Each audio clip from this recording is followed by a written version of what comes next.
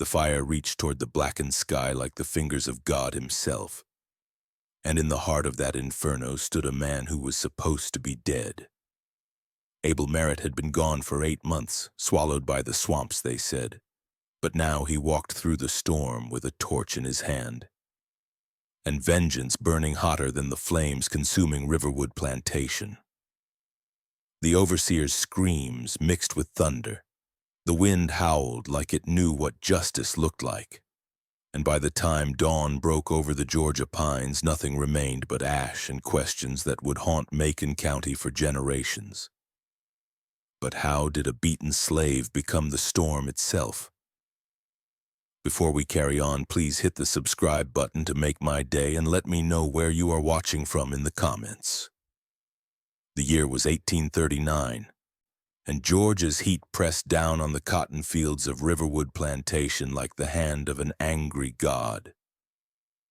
Abel Merritt had known 23 summers in this world, and every single one of them had been spent in chains, visible or otherwise.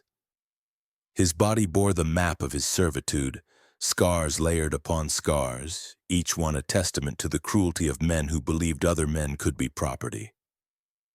The worst of these scars, the one still fresh and weeping in the August humidity, had been delivered by Cyrus Brennan, the overseer whose name was spoken in whispers among the enslaved population of Riverwood.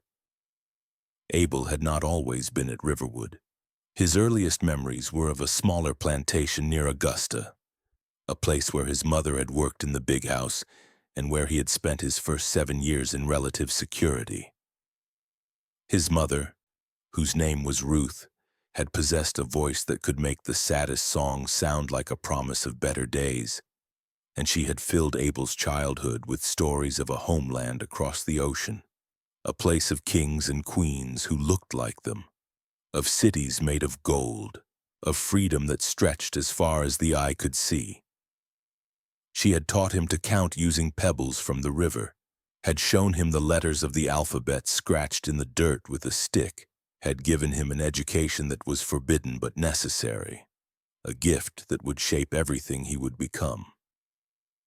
But childhood in bondage was a fragile thing, subject to the whims of men who saw human beings as interchangeable units of labor and capital. When Abel was 7 years old, his mother's master died, and the estate was divided among heirs who cared nothing for keeping families together. Ruth was sold to a plantation in the deepest part of Mississippi, a place so far away it might as well have been on the moon, and Abel never saw her again. He could still remember the morning she left, the way she had held him so tight he could barely breathe, the way she had whispered into his ear that he must survive, must endure, must never forget who he was or where he came from. He could remember the wagon pulling away, his mother's face growing smaller and smaller until it disappeared entirely, taking with it the last remnants of his childhood innocence. Abel had been sold to Riverwood along with his sister Dinah, who was 3 years older and possessed a beauty that was both blessing and curse in the world they inhabited. For 5 years, they had at least had each other, 2 survivors clinging to the wreckage of their shattered family, finding comfort in shared memories and whispered conversations in the darkness of the slave quarters. Dinah had inherited their mother's singing voice, and sometimes in the evening she would sing the old songs, the ones that spoke of sorrow and hope in equal measure. And for those brief moments Abel could close his eyes and pretend their mother was still with them, that the world was not as broken as it seemed. But Dinah's beauty had attracted the wrong kind of attention. The master's son, a young man named Crawford Whitmore, who was as cruel as he was entitled, had begun to pay her visits in the quarters, had made clear his intentions with a casual brutality that brooked no refusal. Dinah had resisted as much as any enslaved woman could resist, had tried to make herself invisible, had sought the protection of older women in the quarters who understood all too well what was happening. And then one night, Dinah had simply vanished. Some said she had run away, choosing the uncertain dangers of flight over the certain violation that awaited her. Others whispered darker possibilities that Crawford had disposed of her when she continued to refuse him, that her body lay somewhere in the swamp or buried in an unmarked grave. Abel never knew the truth, and that not knowing was a wound that never healed, a constant ache that colored every moment of his existence. Brennan was a compact man with hands like iron and a soul to match.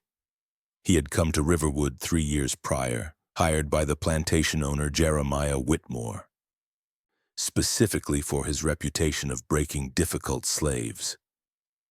Brennan took pride in his work, the way an artist might admire his canvas, and he had decided that Abel, with his proud bearing and quiet defiance, needed to be his masterpiece. The beating that would change everything happened on a Tuesday, which Abel would later think was fitting because Tuesday was the day his mother had died, the day he had been sold away from his sister, the day that seemed to collect sorrows like other days collected rain. The cotton had been coming in heavy that season, the bolls fat and ready, and the enslaved workers of Riverwood had been pushed beyond their already brutal limits. Abel had been working since before dawn, his fingers raw and bleeding from the sharp cotton bolls, his back screaming from the endless bending and reaching. When the bell rang for the midday break, he had straightened slowly, his spine crackling in protest, and made his way toward the water barrel that sat in the shade of a massive oak tree.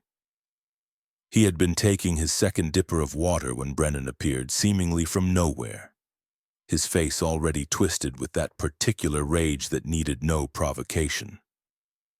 The overseer claimed that Abel had been moving too slowly, that he had been encouraging others to slacken their work, that his very presence was an infection of laziness spreading through the field. None of this was true, but truth had little currency in places like Riverwood. Brennan's whip, a thing of plaited leather with metal tips that could tear flesh like paper, came down across Abel's shoulders before he could even set down the water dipper. The first strike knocked him to his knees, the second opened his shirt and his skin together, and by the fifth the world had begun to narrow into a tunnel of white-hot agony. Abel had been whipped before, as had every person enslaved at Riverwood, but this was different. Brennan wasn't just punishing him, he was trying to destroy him, to break something fundamental inside him that had remained unbroken despite years of bondage. The overseer's breath came in excited gasps as he worked, his face flushed with an emotion that looked disturbingly like pleasure. Around them, other slaves had stopped working, frozen in horror, knowing that any intervention would mean joining Abel in his torture. Old Moses, who had been at Riverwood longer than anyone could remember, would later say that he counted 37 lashes before he had to look away, unable to bear witness to such calculated cruelty. When Brennan finally stopped, his arm tired from the exertion, Abel lay motionless in the red Georgia clay, his back a ruin of torn flesh and exposed muscle. The overseer stood over him, breathing hard, and delivered a kick to Abel's ribs that cracked at least 2 of them. Then Brennan spoke, his voice carrying across the silent field with perfect clarity. He said that this was what happened to uppity slaves who thought they were better than their station, that this was mercy compared to what he could do, and that if Abel couldn't be in the fields working by sunset, he would finish the job and put him down like the worthless dog he was. Abel lay in the dirt for what felt like hours, but was probably only minutes before hands, gentle and terrified, lifted him. They carried him to the slave quarters, to the cabin he shared with 7 other men, and laid him face down on the thin pallet that served as his bed. Aunt Celia, a woman whose age was unknowable but whose skill with healing herbs was legendary, came with her cloth bag of remedies. She took one look at Abel's back and made a sound low in her throat that might have been a prayer or a curse. She worked in silence, cleaning the wounds with water so hot it made Abel's unconscious body jerk and spasm, then applying poultices made from plants she gathered from the swamp's edge, where Riverwood's cultivated fields gave way to wilderness. For 3 days, Abel drifted in and out of consciousness, his body fighting infection and shock while his mind wandered strange paths illuminated by fever. He dreamed of his mother, who had been sold south when he was 7, her face already fading from memory but her voice still clear, singing songs from a homeland she had never seen but carried in her blood. He dreamed of his sister Dinah, who had been pretty enough that the master's son had taken notice, and who had disappeared one night, either run away or disposed of when she resisted his advances, no one would say which. He dreamed of fire, great walls of it that consumed everything they touched, and of a storm so powerful that it bent the trees double and turned day into night. On the 4th day, Abel's fever broke, and with it came a clarity that was almost painful in its intensity. He opened his eyes to find Aunt Celia sitting beside his pallet, her gnarled hands working at some mending, her eyes watching him with an expression that held equal parts relief and sorrow. She helped him sit up, ignoring his gasps of pain, and held a cup of bitter tea to his lips. She told him to drink it all, that it would help with the pain and give him strength, but her eyes said something else entirely. They said that she knew what he was thinking, that she understood the choice forming in his mind, and that she wouldn't try to stop him. The sun was setting when Abel finally stood, his legs shaking with weakness, his back still screaming with every movement. He looked around the cabin at the men who shared his space, at their carefully blank faces that refused to ask questions, because questions could be dangerous. He gathered his few possessions, a second shirt that was more holes than fabric, a small knife he had traded for years ago, a piece of rope, and a tin cup. He wrapped these in a cloth, creating a small bundle that he could carry easily. Then he waited for full dark, for the moment when the patrols would be focused on the perimeter roads in the main house, when the swamp fog would roll in thick enough to hide a man's movements. Abel left Riverwood on a Saturday night, when the white folks were occupied with their dinner parties and their music, when Brennan was drunk on corn liquor and confidence, when the world's attention was turned inward and a slave could slip away like smoke. He walked slowly at first, each step a negotiation with his damaged body, heading not for the roads where patrols with dogs would be waiting, but toward the swamp, that dark, tangled wilderness that most people, white and black alike, avoided as a place of danger and death. He knew the swamp only slightly from stolen moments in childhood when he and other slave children had been sent to gather Spanish moss or catch crawfish. But he knew it was vast, and he knew it could hide a man if that man was willing to pay the price. The swamp took him in like it had been waiting. The sounds of the plantation, the distant voices, and the barking of dogs faded behind him as the water rose around his legs, as the trees closed overhead in a canopy so thick that even the moonlight struggled to penetrate. The water was warm and thick with life. Things brushed against his legs that he tried not to think about, and the air was heavy with the smell of rot and growth happening simultaneously. His back, despite Aunt Celia's treatments, reopened within the first hour, and he could feel blood running down to mix with the swamp water. He thought distantly that the blood might attract attention from things with teeth, but he kept moving because stopping meant capture, and capture meant death, and he wasn't ready to die yet. The first night in the swamp was the longest night of Abel's life. Every sound was a threat, every shadow a possible pursuer. Every moment a test of whether his will to live could outweigh his body's desperate need to rest. He found a hammock of relatively dry land, a small rise covered in moss and fallen logs, and he pulled himself onto it with the last of his strength. He lay there shaking, not from cold but from shock and exhaustion, listening to the swamp's nighttime symphony of frogs and insects and things he couldn't identify. Above him, through gaps in the trees, he could see stars, the same stars that shone over the plantation, over the entirety of Georgia, over the free states far to the north that might as well have been on the moon for all the chance he had of reaching them. Days became weeks in the swamp, and Abel learned to survive in ways he had never imagined. He learned to read the swamp's moods, to know when it would rain by the behavior of the birds, to find fresh water in the most unlikely places, to catch fish with his bare hands by being patient enough to become part of the landscape. He learned which plants could be eaten and which would kill him, which trees had bark that could soothe his still healing wounds, which creatures to avoid, and which could be caught for food. His body, despite the hardship, began to heal. The fever that had threatened to kill him in those first weeks gradually subsided. The infections that turned his wounds green and foul slowly cleared, and new skin, tough and raised with scar tissue, formed over his back.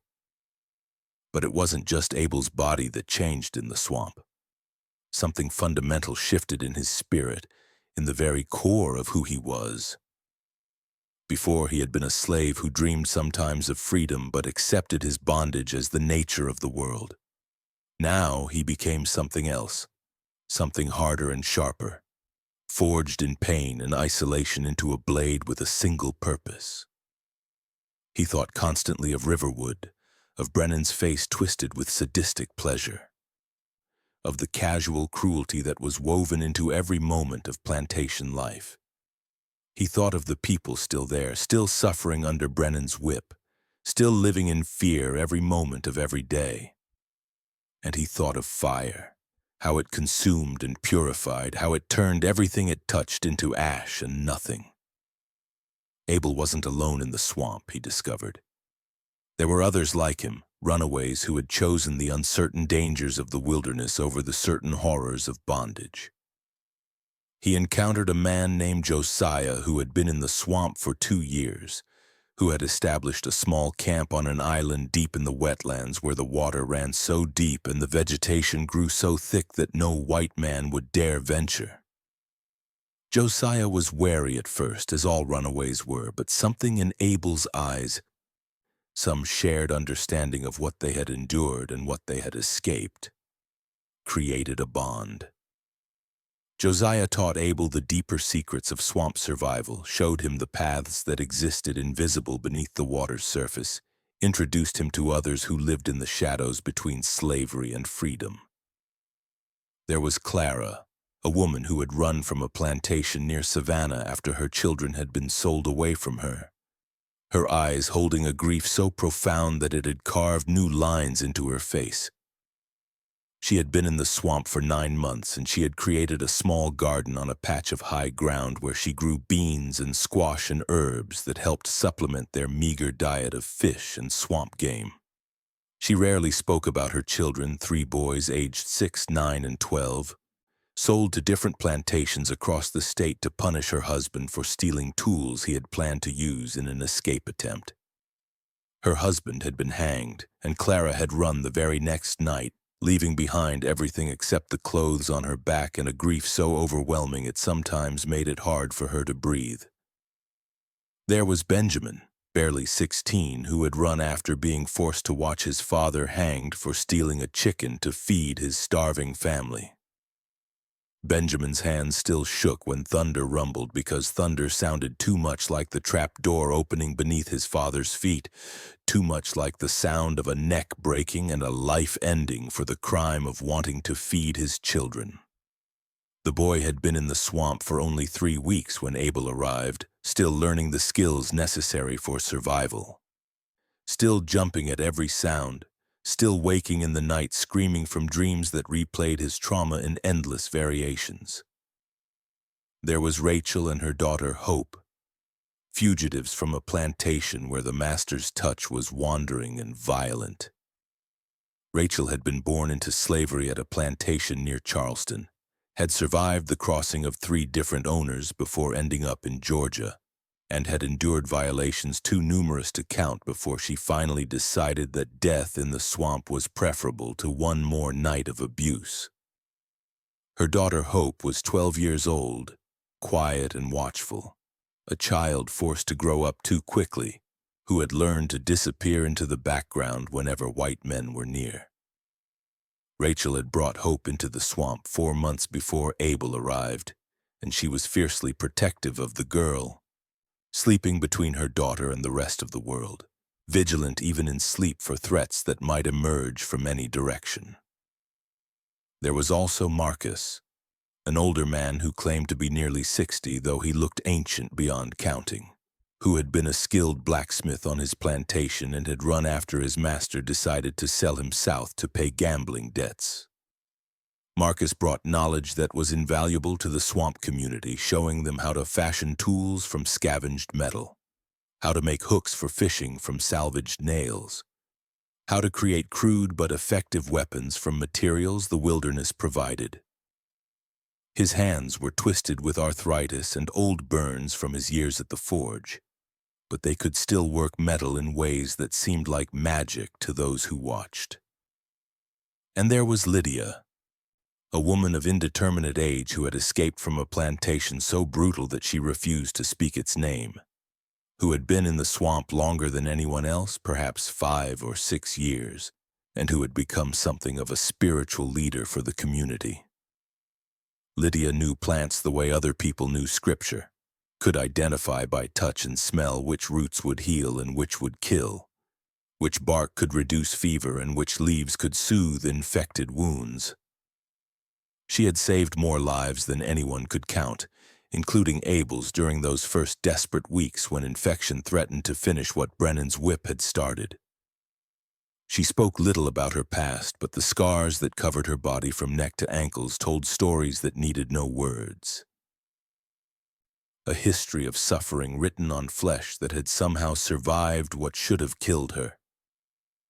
Together, this collection of souls that the world had deemed disposable formed a kind of family, sharing food and stories and the precious commodity of human connection in a place where their humanity was supposed to have been stripped away.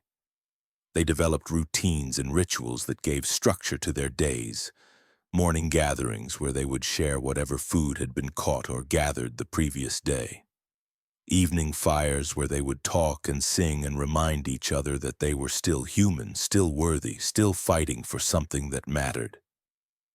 They celebrated birthdays when they could remember them, mourned the dead when news filtered into the swamp about someone they had known on the outside, and supported each other through the dark times when the weight of their circumstances threatened to crush them.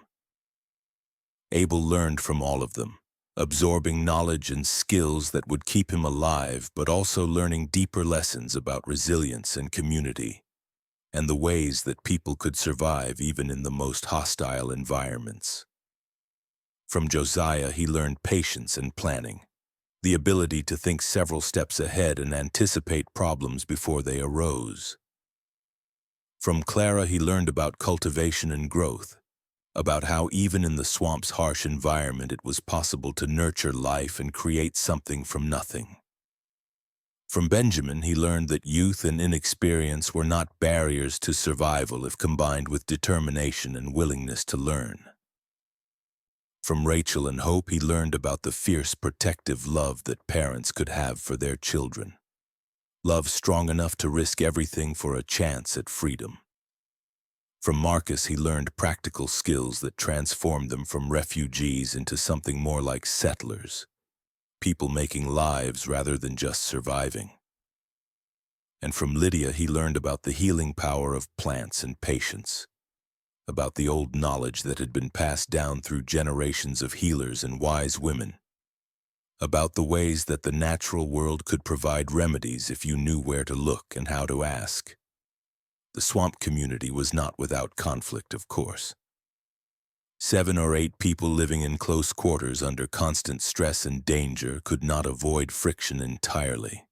There were arguments about resource distribution, debates about whether they should try to help more runaways or focus on their own survival, disagreements about how much risk they could safely take when venturing to the edges of civilization for supplies or news. Marcus and Josiah had a long-running dispute about whether they should try to make their way north to free states or accept the swamp as their permanent home, an argument that could flare up over the smallest provocation and consume hours in heated debate. Rachel and Clara sometimes clashed over parenting philosophies, with Rachel's fierce protectiveness of hope occasionally running up against Clara's belief that children in their circumstances needed to be hardened and prepared for harsh realities rather than sheltered. But these conflicts, while real, were minor compared to the bonds that held the community together. They understood at a fundamental level that they were all each other had, that outside the swamp's protective embrace lay a world that wanted them dead or enslaved, that only by supporting each other could they hope to survive. This understanding created a solidarity that transcended their individual differences, a commitment to the collective good that manifested in countless small acts of kindness and sacrifice. When Benjamin's fever spiked dangerously high in his third week at the camp, it was Marcus who sat up with him for 3 nights straight, applying cool compresses and forcing herbal teas down the boy's throat. When Clara's garden was devastated by wild hogs, it was Rachel and Hope who spent days helping her rebuild the fence and replant. When Josiah injured his leg in a fall and couldn't hunt or fish for 2 weeks, everyone else doubled their efforts to keep food coming in, never once suggesting that he was a burden. Abel fit into this community in ways he had not anticipated. On the plantation, he had been solitary by necessity and temperament, keeping his thoughts and feelings locked away where the overseers couldn't use them against him, maintaining an emotional distance that helped him survive the constant degradation of bondage. But in the swamp, surrounded by people who understood exactly what he had experienced and what he had escaped, he found himself opening up in ways he had not thought possible. He shared stories about his mother and sister, spoke about the pain of loss and separation, allowed himself to feel emotions that he had suppressed for years because showing emotion on the plantation was an invitation to further abuse. The others reciprocated, sharing their own stories, their own losses, their own dreams, for a future that seemed impossibly distant but which they clung to nonetheless. Clara spoke about her boys, describing their personalities and quirks, keeping their memories alive through repetition and detail even as the pain of their absence never diminished. Benjamin talked about his father, about the man's strength and kindness, about the unfairness of a world that would kill someone for wanting to feed his family. Rachel spoke rarely, but when she did, her words carried weight, describing the plantation she had fled and the specific horrors she had endured, testimony that left the listeners angry and heartbroken and more determined than ever to maintain their freedom regardless of the cost. Marcus told stories about his years as a blacksmith, about the satisfaction of creating useful objects from raw materials, about the respect he had earned even from white men who valued his skills even as they denied his humanity.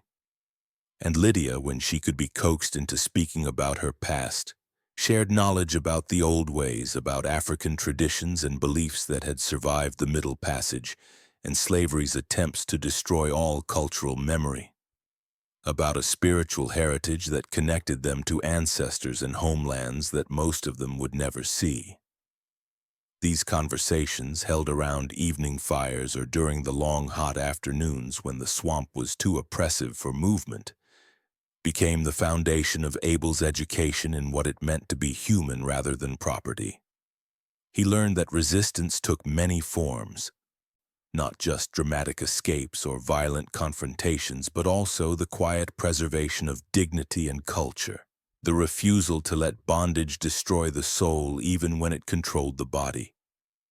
He learned about the networks of communication that existed among the enslaved, the ways that news and information traveled between plantations faster than any white person imagined possible, the coded songs and stories that carried messages that sounded innocent to outsider ears but held deep meaning for those who knew how to listen. He learned about the small sabotages and slowdowns that occurred on every plantation, the tools that broke at convenient moments, the livestock that wandered away, the fires that started in sheds and barns for no apparent reason, all the ways that enslaved people fought back without openly rebelling. This education transformed Abel's understanding of his own experience. Before, he had seen his suffering as individual, personal, the result of his own bad luck and Brennan's particular cruelty. Now he understood that what had happened to him was part of a larger system of oppression, that millions of people were experiencing similar or worse treatment, that the violence inflicted on him was not aberrant but fundamental to the machinery of slavery. This realization was both devastating and liberating. Devastating because it meant the evil he had experienced was not an accident, but a design, a deliberate choice made by people who profited from human suffering.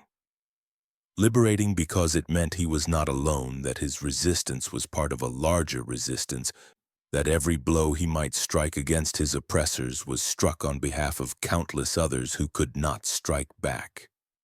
The months passed, summer giving way to fall and fall to winter. Though in the Georgia swamp the seasons were subtle things, more about the movement of birds and the behavior of snakes than about temperature. Abel's wounds healed into thick ropes of scar tissue that pulled when he moved, permanent reminders written on his flesh. He grew lean and hard, his body adapting to the constant physical demands of swamp life, his senses sharpening until he could hear things others missed and see movements in the undergrowth that spoke of animal or human presence. He learned to be still in a way that went beyond mere motionlessness, to become part of the landscape so completely that even the deer would pass within arm's reach without noticing him. But despite the community he found, despite the relative safety of the swamp's embrace, Abel could not let go of Riverwood. It festered in him like a wound that refused to heal, a constant ache that colored every moment. Josiah noticed this in him and warned him against the path his thoughts were taking. He said that revenge was a poison that would kill the one who carried it, that Abel had escaped and that should be enough, that going back to Riverwood would only mean death or recapture. The others echoed these sentiments, each from their own perspective, each trying to save Abel from himself. But Abel couldn't explain to them, maybe because he didn't fully understand it himself, that this wasn't just about revenge. It was about justice, about making sure that what had been done to him, what was still being done to others, had consequences. The idea came to Abel in pieces, assembling itself in his mind over the course of weeks like a puzzle finding its solution.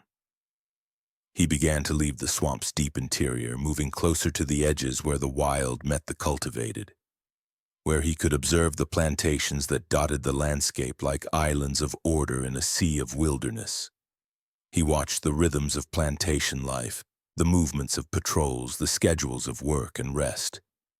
He learned that Riverwood had not changed much in his absence, that Brennan still ruled the fields with his whip and his cruelty de mum, that Jeremiah Whitmore still lived in his big house pretending that the screams from the quarters were just the natural sounds of agricultural enterprise.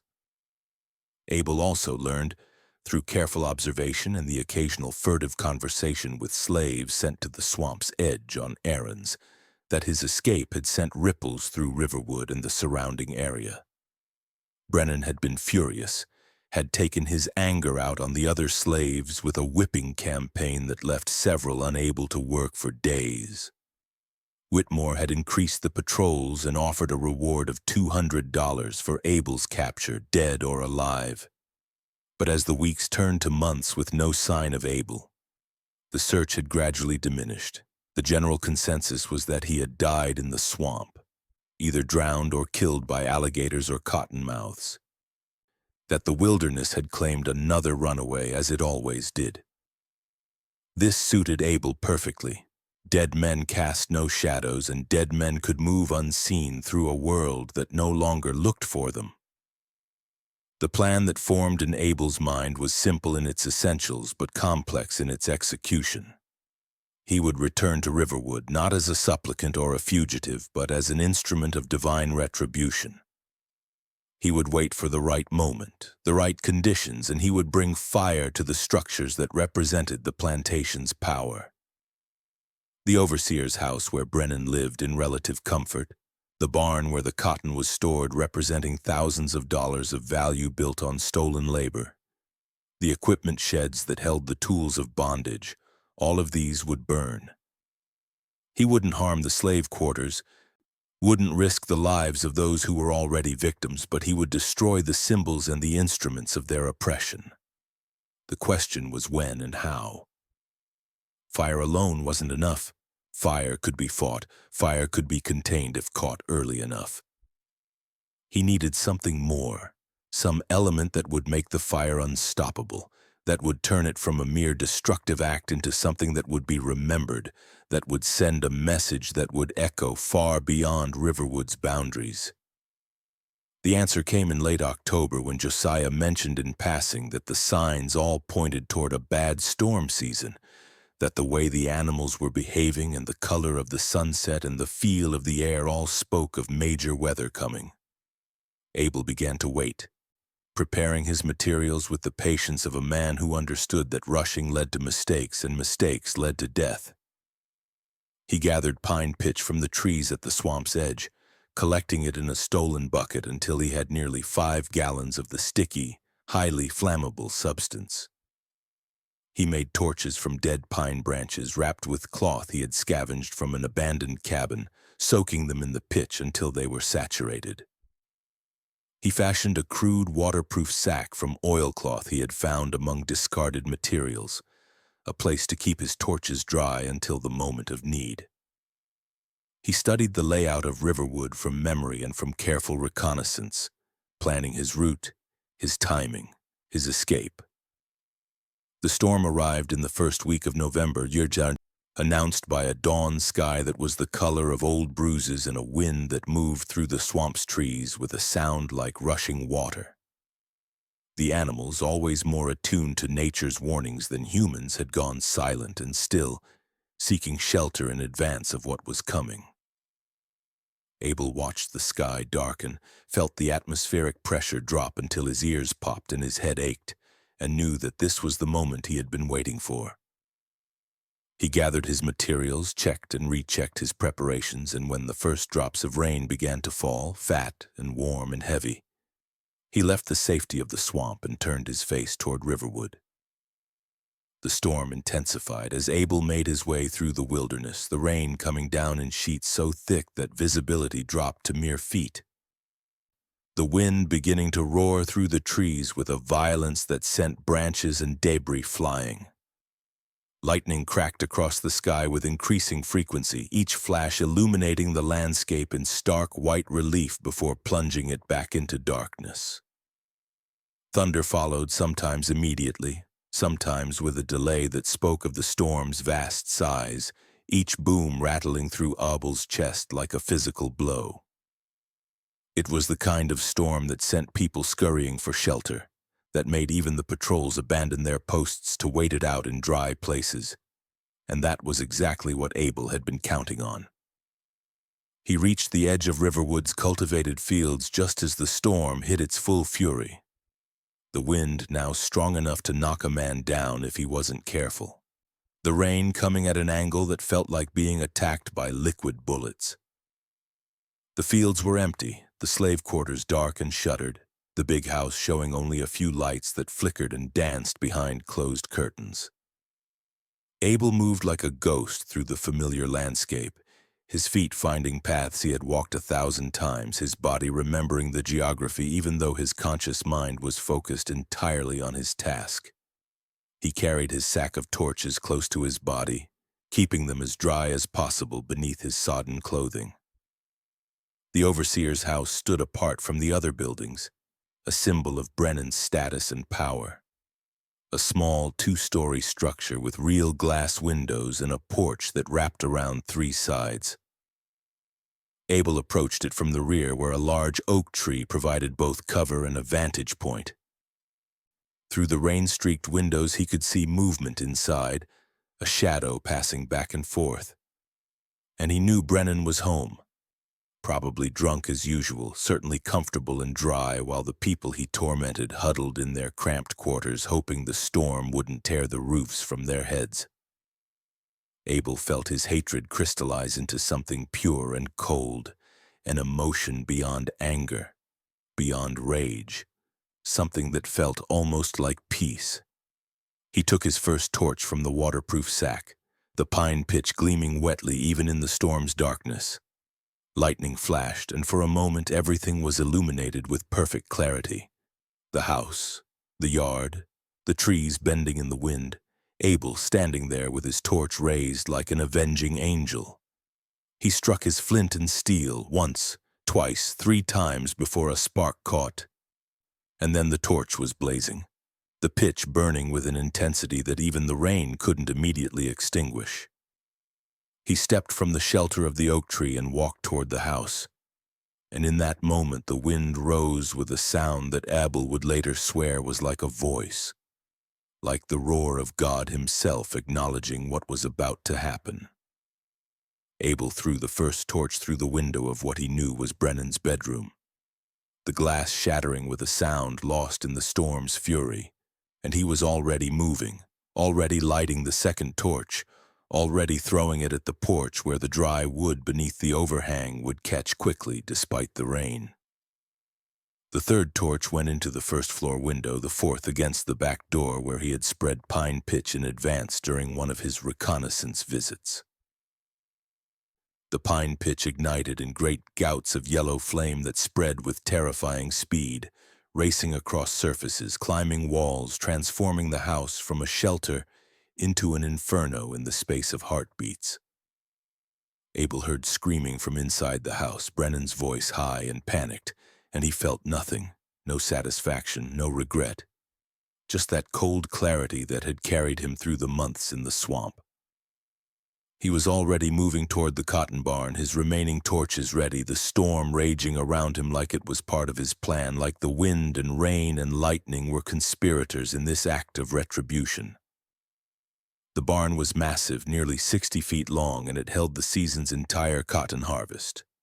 Bales stacked to the ceiling representing the labor of hundreds of people who would never see a penny of the profit their work generated. The barn's doors were locked, but Abel had anticipated this. He had fashioned a crude crowbar from a metal stake he had found in the swamp, and he used it now to pry at the door's weak points until something gave way with a crack that was audible even over the storm.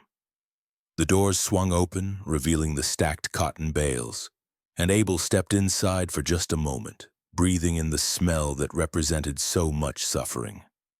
Then he was lighting torches again, throwing them deep into the barn where they landed among the cotton that would burn hot and long, creating a fire that no amount of rain could extinguish once it got going. The equipment sheds were next. 3 of them clustered together near the big house, and Abel moved between them with methodical efficiency, lighting and throwing, watching as the flames caught and spread despite the storm's best efforts to drown them. The pine pitch was doing its work, creating fires so hot and so fast spreading that the rain was simply evaporating before it could have any real dampening effect. The entire plantation was beginning to glow orange, the light of the multiple fires competing with the lightning flashes, creating an apocalyptic scene that looked like something from the Book of Revelation. By now, people were emerging from their shelters, slaves from the quarters staring in shock and awe at the destruction unfolding before them. White overseers and craftsmen running with buckets that were pathetically inadequate to the task at hand. But the storm made organization impossible. The wind scattered their efforts, the rain rendered their bucket brigades useless, and the fires continued to burn and spread with a hunger that seemed almost alive. Abel watched from the shadows, confirming that the slave quarters were untouched, that his fires were consuming only the structures of oppression and not the homes of the oppressed. He saw Brennan finally emerge from the burning overseer's house, staggering and coughing, his nightclothes smoking, his face blackened with soot and twisted with rage and pain. The overseer was screaming something that was lost in the storm, pointing and gesturing, trying to rally men to fight the fires even as the wind mocked his efforts by fanning the flames higher. Abel stepped out from the shadows then, just for a moment, just long enough for Brennan to see him standing there in the firelight with the storm at his back. Their eyes met across the chaos, and Abel saw recognition dawn on the overseer's face, saw understanding and fear chase each other across his features. Then Abel turned and walked away, moving back toward the swamp, his work complete. Behind him, Riverwood burned, the flames reaching high enough to be seen for miles, the smoke mixing with the storm clouds to create a darkness that was absolute. He heard shouting, heard the sounds of panic and confusion, heard the roar of the fires and the thunder of the storm creating a symphony of destruction. He walked steadily, not running, not hurrying, just a man completing a task and moving on to the next phase of his life. The rain washed the soot from his skin, the wind pushed at his back like a blessing, and the lightning illuminated his path as if heaven itself approved of his actions. The swamp welcomed Abel back with the same indifference it showed to all things, neither judging nor celebrating, simply existing as a place between worlds. He made his way through the flooded paths, the storm beginning to ease as dawn approached, the rain diminishing from a downpour to a steady drizzle. By the time he reached Josiah's camp, the sun was breaking through the clouds, creating shafts of golden light that penetrated the swamp's canopy and painted everything with a beauty that seemed at odds with what Abel had just done. Josiah and the others were waiting, having watched the glow on the horizon and knowing what it meant. They didn't ask questions, didn't demand explanations. They simply made room for Abel by the fire and shared what food they had. The news of Riverwood's destruction spread through the region like wildfire itself, carried by travelers and traders, exaggerated and embellished with each retelling until the facts became legend. They said that a demon had emerged from the swamp during the storm, a spirit of vengeance with fire in his hands and death in his eyes. They said that Cyrus Brennan had seen the face of the devil before his house burned around him, that he had survived but was never the same, haunted and broken by what he had witnessed. They said that the slave quarters had been untouched, as if protected by divine providence, while everything associated with the overseer and the plantation's operation had been consumed utterly. They said that Abel Merritt, who everyone had assumed dead in the swamp, had returned with the storm at his back. The reality was both simpler and more complex than the legends suggested. Abel had indeed returned, had indeed brought fire and destruction to Riverwood, but he was no demon or spirit. He was a man who had been pushed beyond endurance, who had found in suffering a kind of terrible strength, who had decided that if the world would not provide justice, then he would create it himself. The fires had destroyed nearly $40,000 worth of property, a devastating blow to Jeremiah Whitmore's finances and a warning to other plantation owners that their sins might have consequences beyond their imagining. Brennan survived the fire, though badly burned and forever changed. He left Georgia within the month. Some said he went west to Texas. Others claimed he had gone north to fade into obscurity, but everyone agreed that he never worked as an overseer again. Whitmore, facing financial ruin, was forced to sell much of Riverwood's land and equipment to cover his losses, and the plantation that had once been among the largest in Macon County became a shadow of its former self. Some of the slaves were sold to other plantations, scattering families and creating new tragedies. But others remained, and they whispered among themselves about the night Abel came back, about how he had stood in the fire's light like an angel of judgment. Abel himself stayed in the swamp for another 2 years, learning its secrets so thoroughly that he could have navigated it blind. He helped other runaways, guided them through the treacherous waters, and showed them how to survive in the margins between slavery and freedom. He became a legend in the slave communities of central Georgia, the man who had defied death and brought fire to his oppressors, the living proof that resistance was possible, that submission was not the only option available to those the world sought to crush.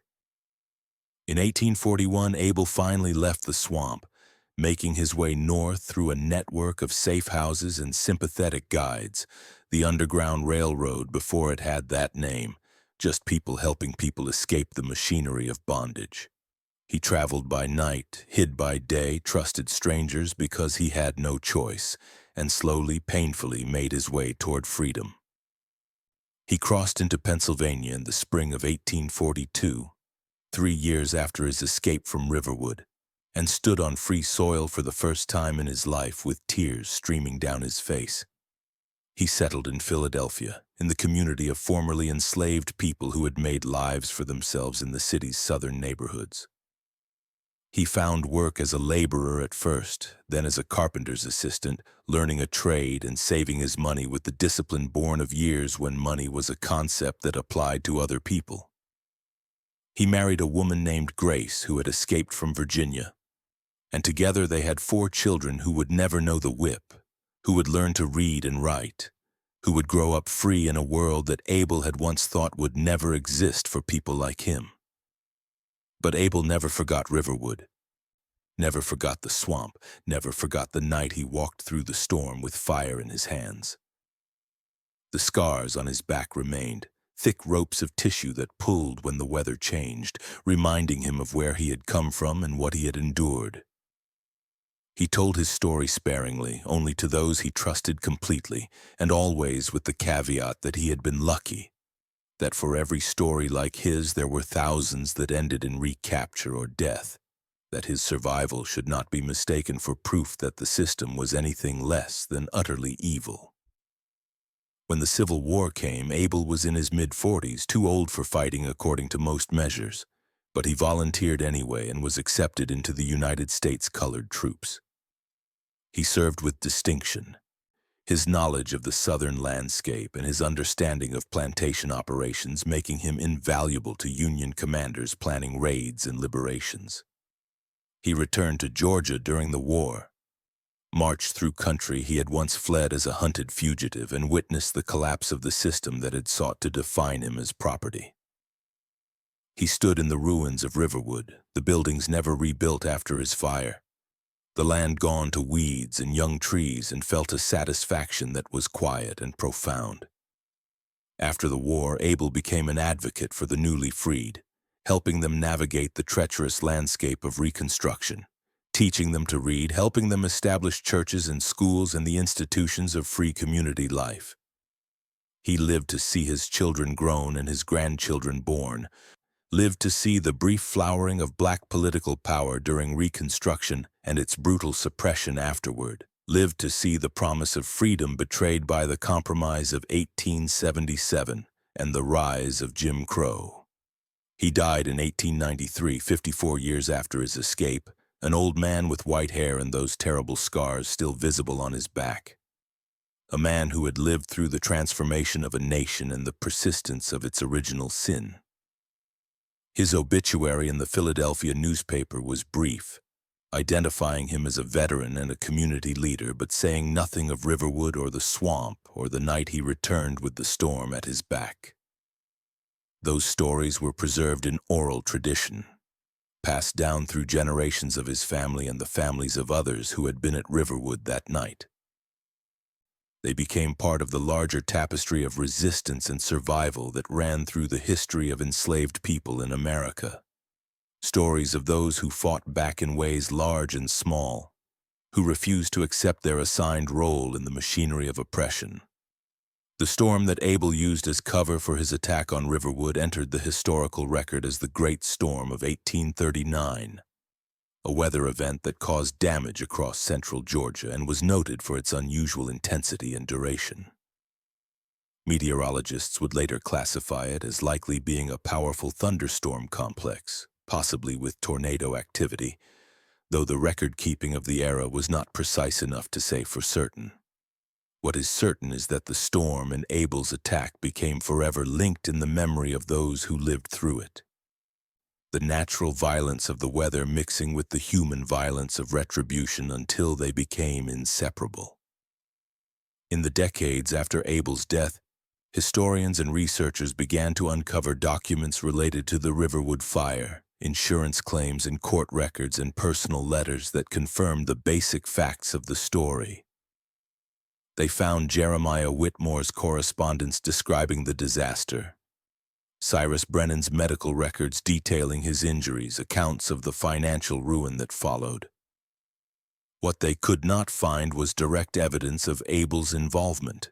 No confession, no eyewitness testimony that would hold up in court, nothing that proved definitively that he had set the fires rather than simply being in the right place at the right time to witness them.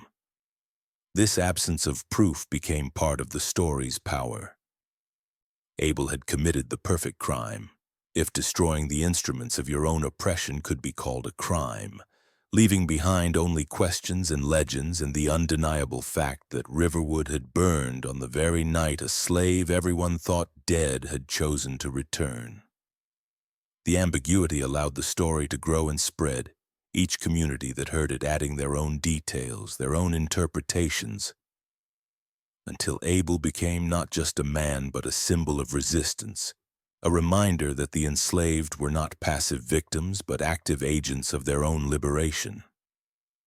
The swamp where Abel hid still exists, though diminished by development and drainage projects. Parts of it have been preserved as wildlife refuges, protected spaces where the ancient cypress trees still rise from the dark water and the alligators still sun themselves on muddy banks. Historians and descendants of enslaved people sometimes visit these places, walking the edges and imagining what it must have been like to survive there, to choose the uncertain dangers of the wilderness over the certain horrors of bondage. They speak of Abel and others like him, the maroons and runaways who created communities in the margins, who proved that even in the most controlled and monitored system, freedom was possible for those willing to risk everything. The house that Abel burned was never rebuilt. The location remained empty through the remainder of the plantation era and into the modern period. Today, the site of Riverwood is marked only by a few foundation stones and historical markers that tell a sanitized version of the plantation's history, mentioning the fire of 1839 as a curiosity without acknowledging its true significance. Local historians know better. They know the stories passed down through black families in the area. They know about Abel and his return. They know that what looks like random destruction was actually a carefully planned act of resistance. In recent years, there has been a movement to acknowledge this history more fully, to tell the complete story of places like Riverwood without flinching from the violence and resistance that characterized the slavery era. Some have proposed a memorial to Abel and others like him, something that would honor not just the fact of their suffering, but the fact of their resistance, their refusal to accept their assigned role in the system of bondage. These proposals face resistance from those who prefer a more comfortable version of history, one where enslaved people were mostly content and abolition came purely through the moral awakening of white Americans. But the truth is more complex and more inspiring. Abel's story reminds us that resistance took many forms, from the everyday acts of slowdown and sabotage to dramatic escapes and open rebellion. It reminds us that enslaved people were not waiting passively for white saviors, but were actively working toward their own liberation, paying prices in blood and suffering that are difficult for us to fully comprehend. It reminds us that justice is not always delivered through legal channels, that sometimes the oppressed must create their own justice when the system refuses to provide it. The fire that Abel set at Riverwood burned for 3 days, they say. The cotton in the barn burning hot enough to be seen glowing even in daylight. The timbers of the building smoldering for weeks afterward. The smell of smoke lingered over the plantation for months, a constant reminder of what had happened, of the wages of cruelty and the power of one man's refusal to be broken. Every time Brennan smelled smoke for the rest of his life, people said he flinched, remembering the night he saw Abel standing in the firelight with the storm at his back. And Abel himself, in his later years when his grandchildren would ask him about his scars and his past, would sometimes speak of that night. He would describe the feeling of walking through the storm, the wind pushing him forward like a hand at his back, the lightning illuminating his path, the rain washing him clean. He would describe the satisfaction of watching the buildings burn, of knowing that he had struck a blow, however small, against the system that had sought to destroy him. But he would also describe the sadness, the knowledge that his act of resistance, however justified, could not undo what had been done to him, could not restore the years stolen, could not bring back his mother or his sister or the countless others ground up in slavery's machinery. In the end, Abel's story is not one of simple triumph or redemption. It is a story about survival and resistance, about what happens when human beings are pushed beyond endurance, about the terrible strength that can emerge from suffering. It is a story about a man who decided that he would rather die free in a swamp than live as a slave, who chose to fight back even when fighting back seemed hopeless, who became the storm that destroyed his oppressors because the world would not provide justice through other means. The rain continued to fall on Georgia that November morning in 1839 as Abel disappeared back into the swamp, as Riverwood's fires finally succumbed to the storm's deluge, as the sun broke through the clouds to illuminate a landscape forever changed. The enslaved people who remained at the plantation emerged from their quarters to find the overseer's house gone, the barn gone, the equipment sheds gone, everything that represented the machinery of their oppression reduced to smoking ruins. They did not speak openly about what they had witnessed, could not afford to in a world where such speech meant death. But they remembered. They remembered the night Abel returned. They remembered the storm and the fire and the terrible beauty of resistance made manifest. They remembered that even in the darkest times, even when all hope seemed lost, one man's courage could light up the sky.